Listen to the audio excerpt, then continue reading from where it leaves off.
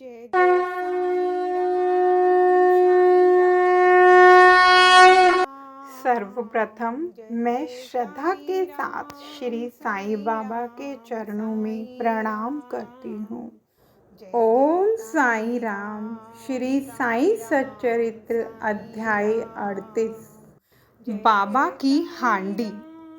मानव धर्म शास्त्र में भिन्न भिन्न युगों के लिए भिन्न भिन्न साधनाओं का उल्लेख किया गया।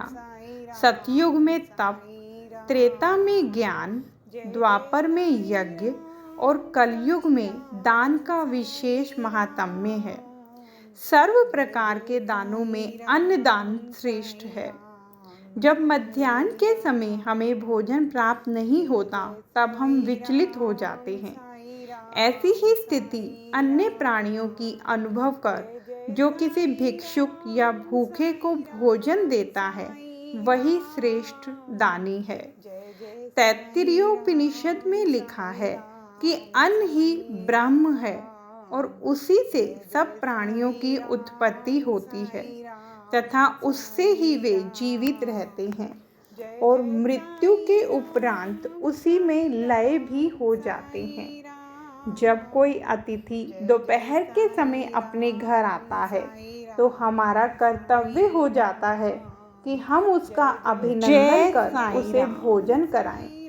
अन्य दान जैसे धन, भूमि और वस्त्र इत्यादि देने में तो पात्रता का विचार करना पड़ता है, परंतु अन्न के लिए विशेष सोच विचार की आवश्यकता नहीं है।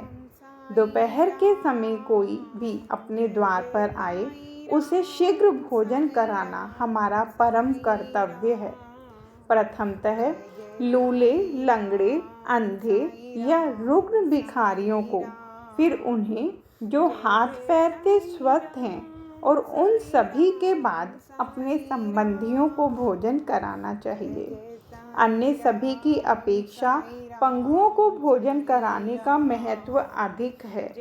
अन्न दान के बिना अन्य सब प्रकार के दान वैसे ही अपूर्ण हैं जैसे कि चंद्रमा बिना तारे, पदक बिना हार, कलश बिना मंदिर, कमल रहित तालाब, भक्त रहित भजन, सिंदूर रहित सुहागिन, मधुर स्वर विहीन गायन, नमक बिना भोजन। जिस प्रकार अन्य भोज्य पदार्थों में दाल उत्तम समझी जाती है, उसी प्रकार समस्त दानों में अन्न दान श्रेष्ठ है। अब देखें कि बाबा किस प्रकार भोजन तैयार कराकर उसका वितरण किया करते थे।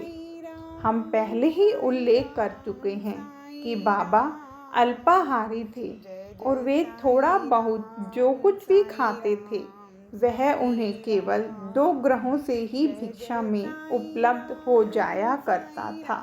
परंतु जब उनके मन में सभी भक्तों को भोजन कराने की इच्छा होती तो प्रारंभ से लेकर अंत तक संपूर्ण व्यवस्था वे स्वयं किया करते थे।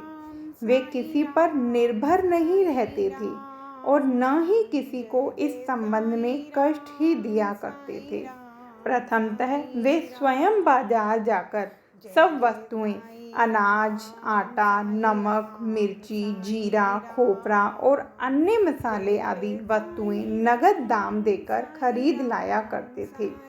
यहाँ तक कि पीसने का कार्य भी वे स्वयं ही किया करते थे। मस्जिद के आंगन में ही एक भट्टी बनाकर उसमें अग्नि प्रज्वलित करके हांडी में ठीक नाप से पानी भर देते थे। हांडी 2 प्रकार की थी, एक छोटी और दूसरी बड़ी। जय साईं राम।